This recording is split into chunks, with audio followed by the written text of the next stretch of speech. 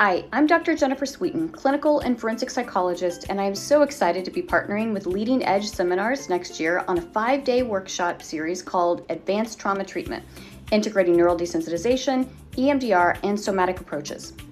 If you work with trauma and you've ever had a client who's tried everything but still feels stuck, this series is definitely for you.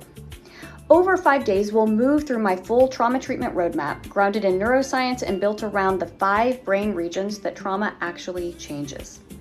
Together, we'll start where every trauma case has to start: safety, attunement, the therapeutic alliance, and from there, we're going to work bottom up, reconnecting clients with their bodies, regulating the nervous system, and finally moving into cognition, meaning, and the trauma processing itself. By the end of the week, you'll have a clear, brain-based way to integrate EMDR, sensory motor work, and somatic experiencing into one approach that feels like it actually moves the needle for clients who feel stuck.